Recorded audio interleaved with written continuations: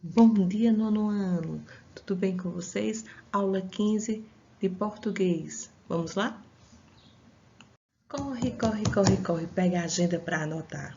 Dia 22/5/2020. Interpretação de textos e atividade no seu caderno. Vamos lá, vamos lá, vamos lá, vamos lá? Fique ligado nessas dicas de interpretação de texto, certo? Iremos iniciar agora avaliar várias questões do Enem. Segue aí as interpretações. Vamos lá?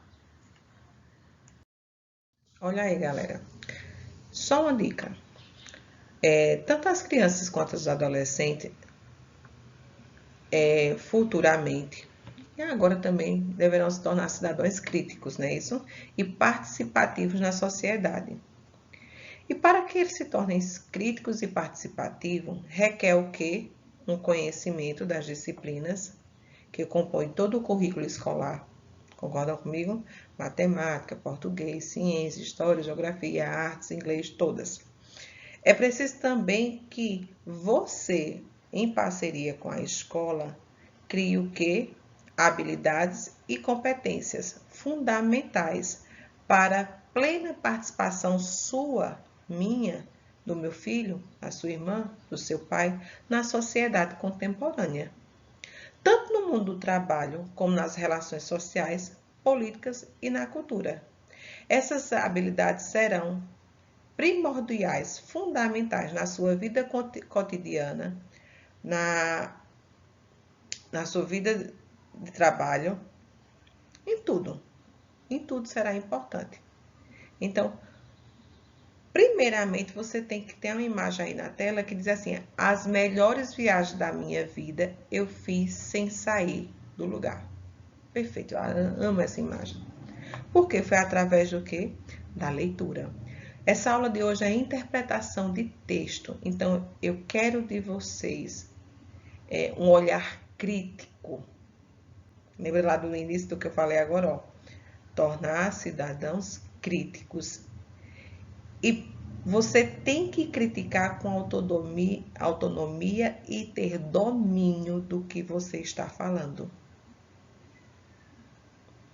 Vamos lá dar início à nossa aula? Então, as melhores viagens da minha vida eu fiz sem sair do lugar. Observa esse anúncio, também vinculado pela Prefeitura de Alagoinhas, e em seguida responda. Aí, mentalmente, escreve, participa. Observa essa imagem, como boca fechada não entra mosquito. Opa! Mas eu lembro um provérbio de sabedoria popular. E não é assim, não. Boca fechada não entra mosquito. Que provérbio é esse? Marca aí no seu caderno. Coloca aí. Seria o quê? Em boca fechada não entra mosca. Como é que eu posso dizer? Esse anúncio, ele tem poder de persuasão. Boca fechada não entra mosca. Observa as garrafas. Observem aí as garrafas, ó. Você olha aqui, ó. As garrafinhas, 1, 2, 3.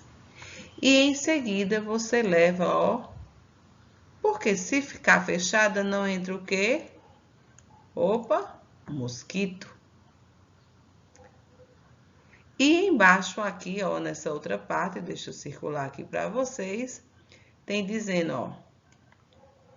Não deixe a dengue tomar parte da sua vida.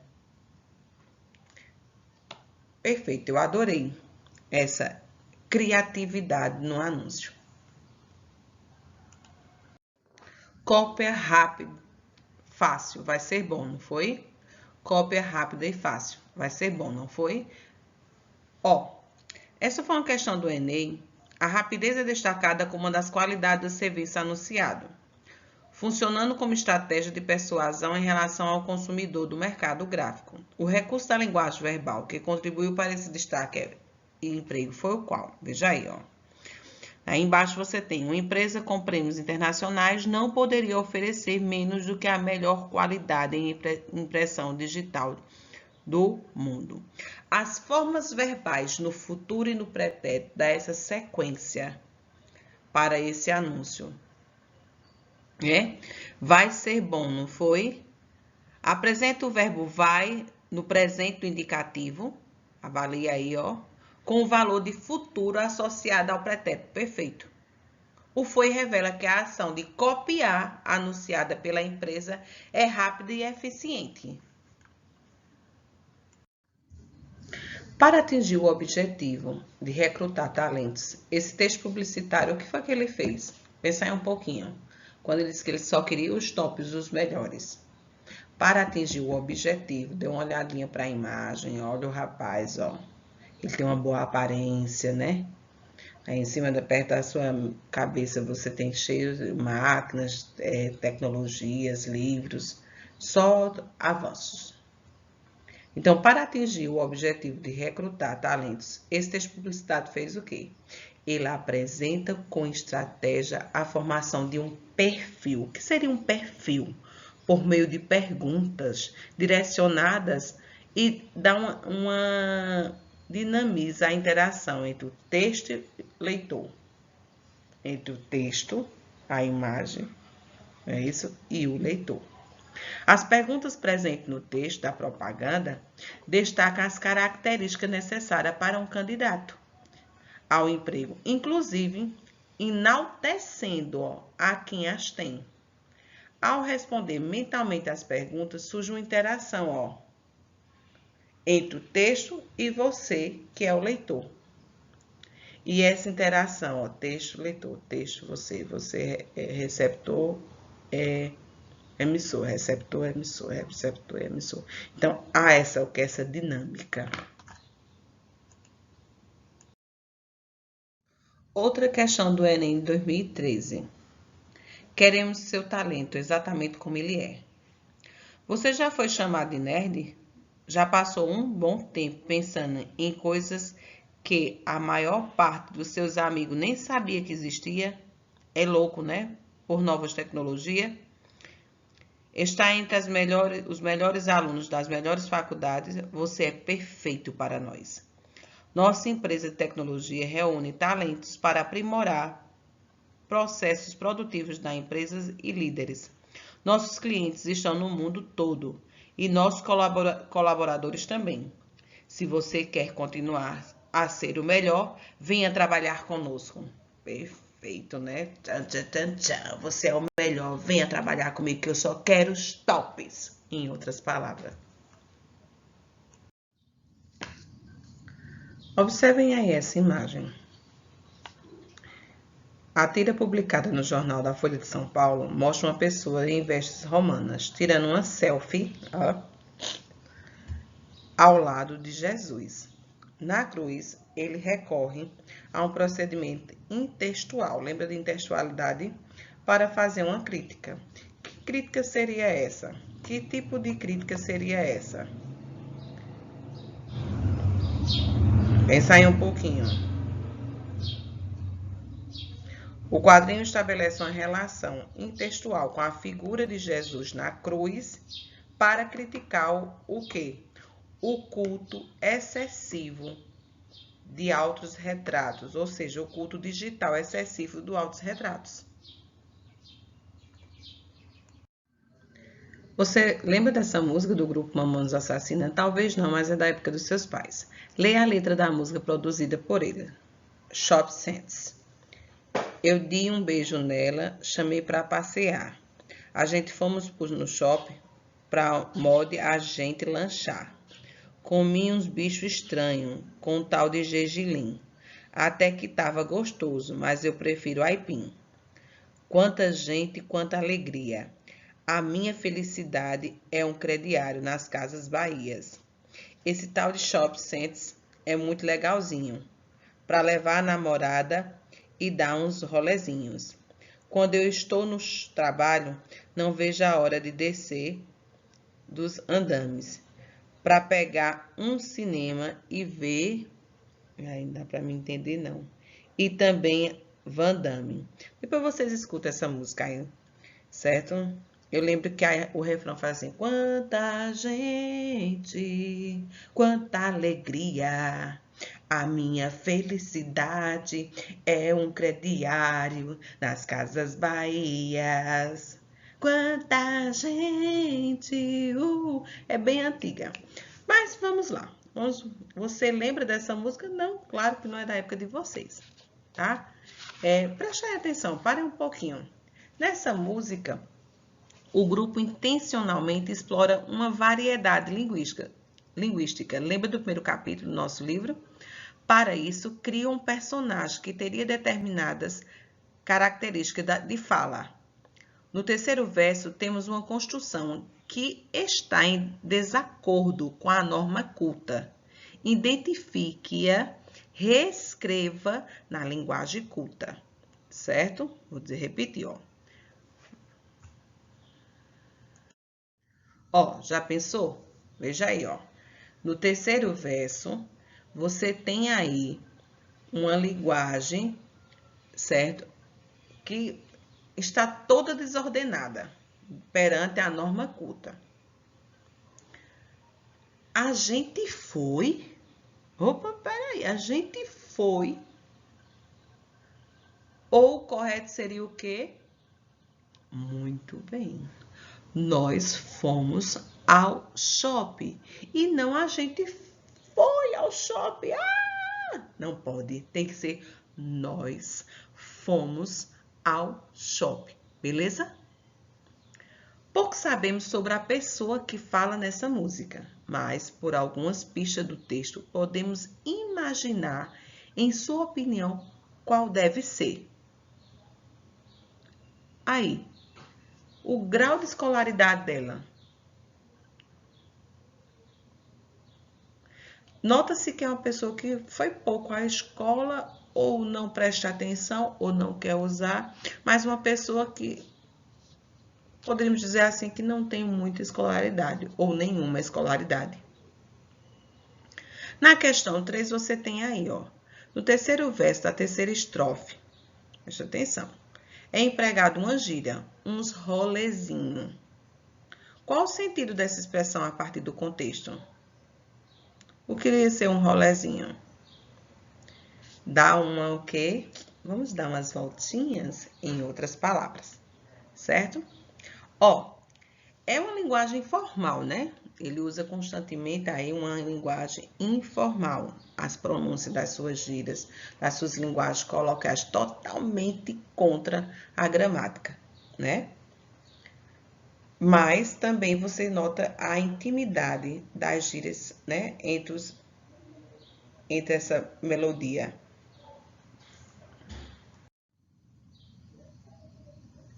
Excelentíssima Senhora, creio que esta carta não poderá absolutamente surpreendê-la.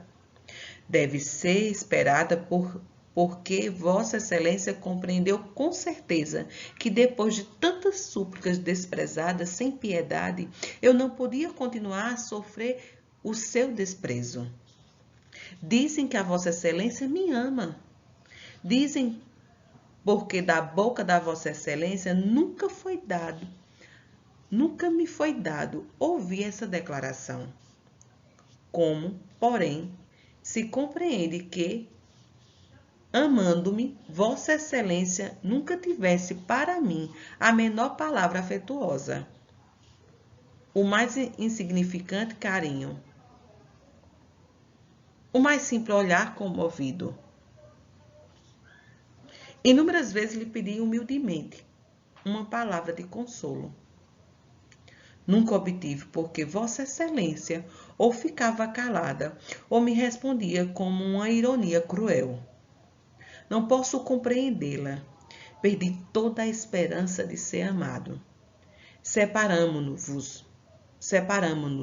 Desculpa aí os erros.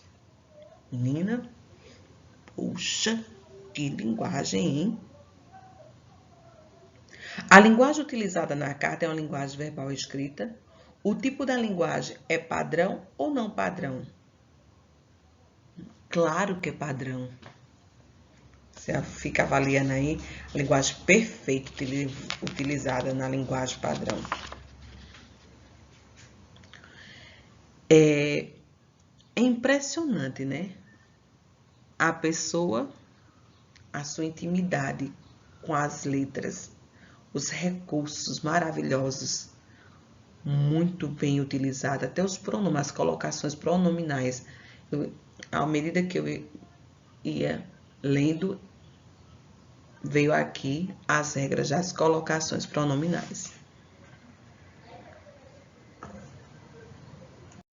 Assage de Nadir faz uma crítica severa através da linguagem não verbal. Através do uso da linguagem não verbal, que pode muitas vezes surgir como principal recurso de comunicação em uma mensagem.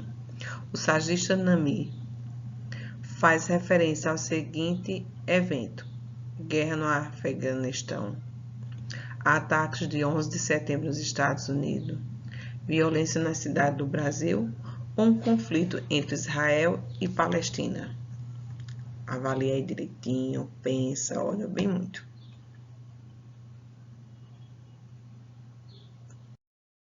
A questão correta seria essa aí, ó. Conflito entre Israel e Palestina. Observem lá atrás, ó, da morte. Os prédios todos danificados, explosões. Muita tristeza, né? Se liga aí, ó. Hoje e no futuro, você, aluno, precisa urgentemente, alguns já estão por dentro, aprender as cinco competências do Enem. Na outra aula, eu conversei muito sobre isso com vocês. Primeira competência, demonstrar o domínio da modalidade escrita formal da língua. Eu não trabalhei a interpretação hoje só por trabalhar.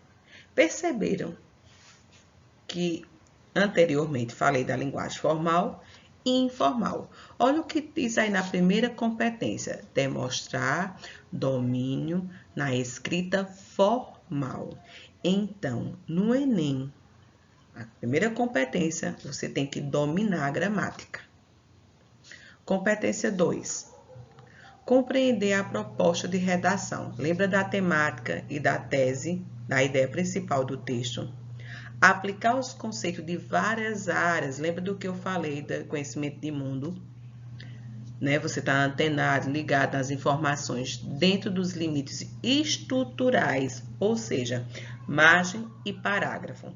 Um texto dissertativo argumentativo, ele obedece o quê? Margens, parágrafos, frases, períodos, introdução, desenvolvimento, conclusão, toda aquela estruturação que foi passada para vocês. Na competência 3, você tem que selecionar, relacionar, organizar, interpretar informações, fatos, opiniões, argumento em defesa do seu ponto de vista. Daí você vem aquela parte da introdução, a ideia principal, a abordagem sobre o assunto. Competência 4. Competência 4. Demonstra o conhecimento dos mecanismos linguísticos necessários para a construção da argumentação. Quando você está construindo, você vem a coerência e a coesão. A coesão é citada lá em cima inicialmente. E a coerência é a lógica das ideias, né? É a harmonia do seu texto. Né? O leitor, quando ele pega seu texto, ele vai fazer a interpretação e vai ver se você escreveu. Muitas pessoas não sabem, não têm domínio formal da língua portuguesa, mas tem coerência nos seus textos. Outros dominam a linguagem formal, mas não tem coerência. E se você tem os dois, casamento perfeito. Quinta competência. Certo? Lembrando aí na quarta, construção da argumentação. O que seria argumentar? Você defende uma opinião. Lembra das 3 argumentaçãozinhas, faz 3 argumentaçãozinhas, você vai falar sobre o que no seu texto? Elabora um planejamento, faz um esquema para facilitar a tua vida. Competência 5. Elaborar a proposta de intervenção dos problemas abordados, respeitando os direitos humanos. Não se esquece isso. Beleza? Combinado? Eu achei bacana aí esse esquema. Ó, tese. Apresentar uma tese, desenvolver justificativas para comprovar uma tese e uma conclusão dê um fechamento à discussão elaborada no texto, compondo um processo argumentativo, ou seja, apresentar a introdução, desenvolvimento e conclusão. O que seria uma tese? É a ideia que você vai defender no seu texto. Ela deve estar relacionada ao tema e apoiada em argumentos ao longo da redação. E o que seria esses argumentos? É a justificativa de convencer o leitor a concordar com a tese defendida por você. Cada argumento deve responder à pergunta por que em relação à tese defendida. Utilizar estratégias argumentativas para expor o problema discutido no texto e detalhar esses argumentos utilizados. O que seriam essas estratégias argumentativas? São recursos utilizados para desenvolver esses argumentos, a modo de convencer. Um exemplo, Janeide, né? Certo? Eu vou pegar seu texto, quando eu receber o texto que eu passei para vocês, e você vai ter que me convencer. Exemplos, dados estatísticos, pesquisas, fatos comprováveis, citações, depoimentos, exemplo lá no trânsito, né? Foi essa mesmo? Foi, desculpa aí, viu? Deu um branco. A do trânsito, né? A violência no trânsito pela bebida e outras coisas que eu não vou falar mais, que eu não vou dar ideia, você faça seu texto bem direitinho. Citações, depoimento de pessoas especializadas no assunto, pequenas narrativas ilustrativas, um exemplo, né? Histórias, comparações, fatos, situações de época e assim por diante, né? Você tem que ter uma bagagem muito, muito boa e viver sempre o quê? Ó, com as anteninhas, ó, ligadas. Se liga aí, ó, mais ainda sobre a competência. Compreender a proposta de redação é aplicar os conceitos das várias áreas e conhecimento para desenvolver o tema, dentro dos limites estruturais do texto, dissertativo e argumentativo.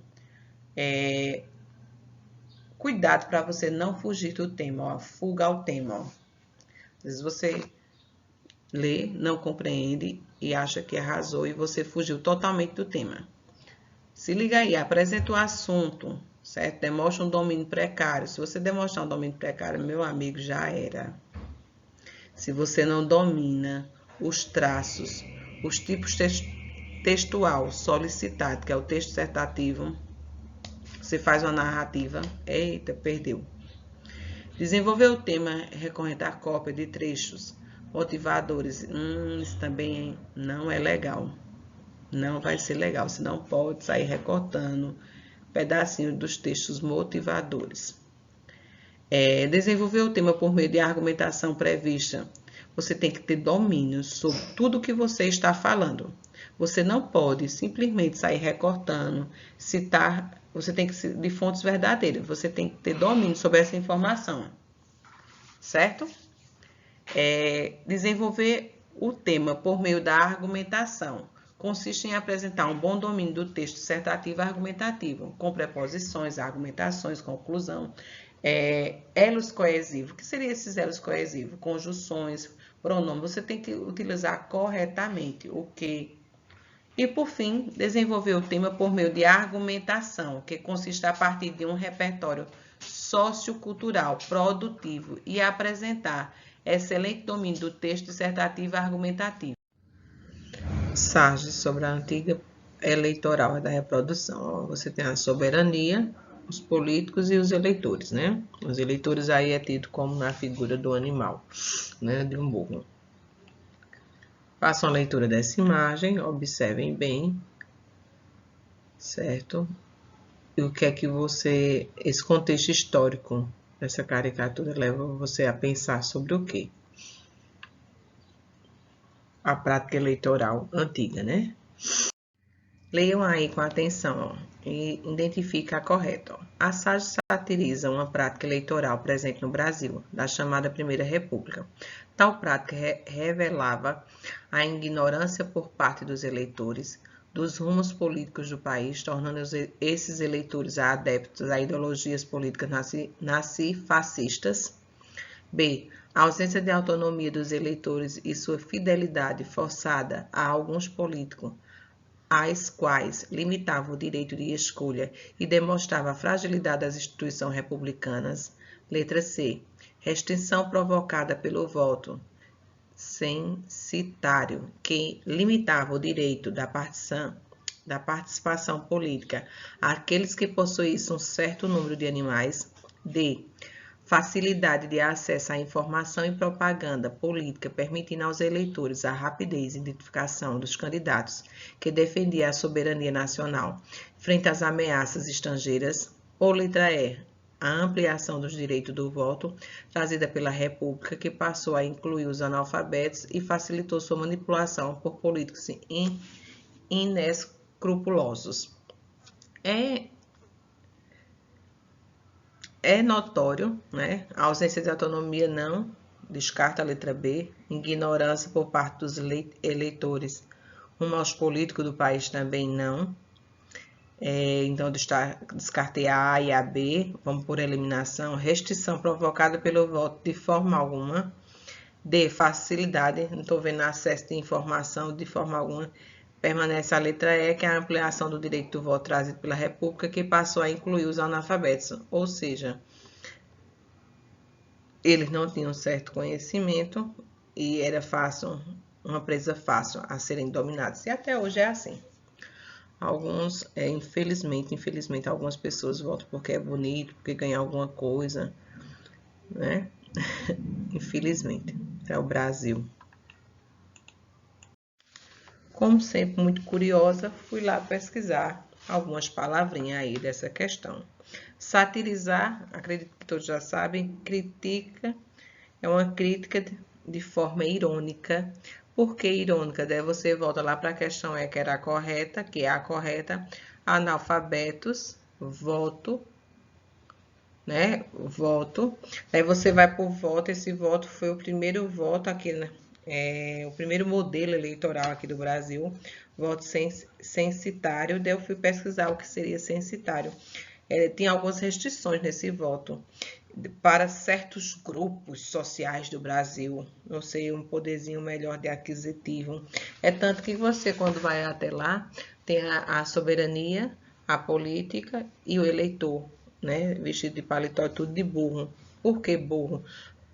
Analfabeto, não tinha um certo entendimento dos seus direitos, do que seria, né?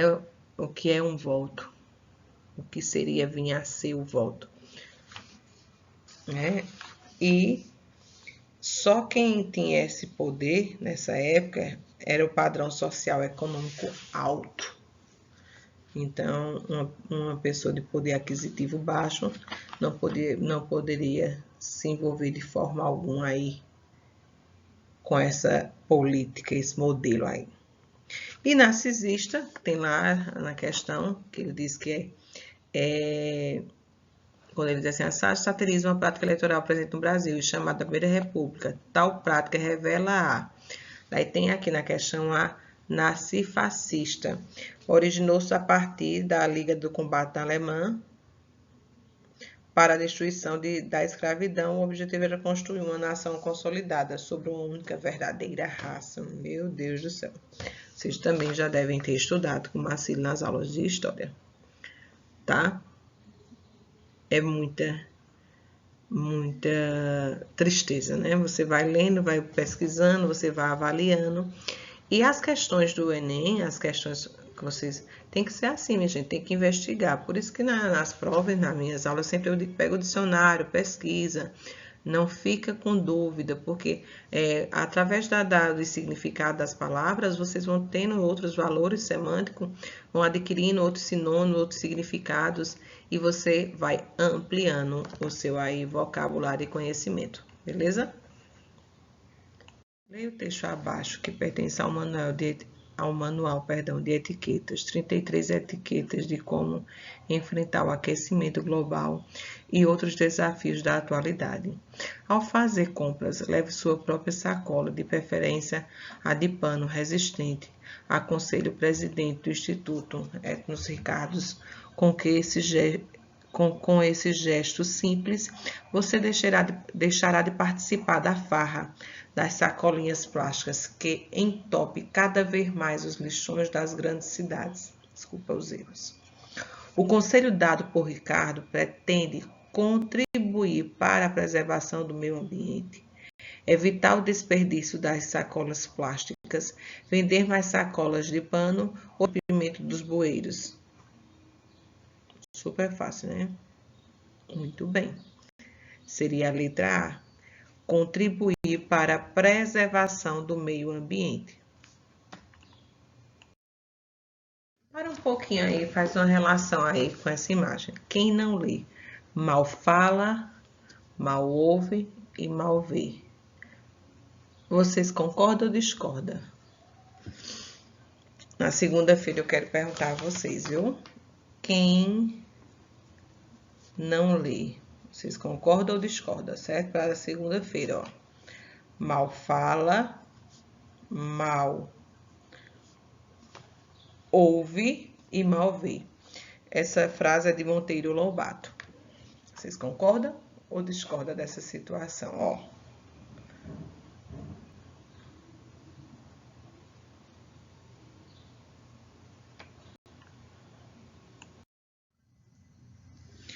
É interessante você, aluno do nono, saber distinguir o que é fato e opinião. Você tem que ter essa capacidade de identificar, certo? O fato é um acontecimento, uma ocorrência, algo consumado, realizado, que foi concretizado por alguém. Um fenômeno, né? Já a opinião é um pensamento que se tem sobre um fato, um ponto de vista, um achismo, o que se acredita ao fato. Essa é uma habilidade, né, que vocês têm que criar, de identificar o significado de cada palavra. Então, reforçando, fato é usado para reforçar uma afirmação, indicando que alguma coisa aconteceu na verdade. Isso aí é sério, ó, fato. E opinião é a maneira de pensar, de ver.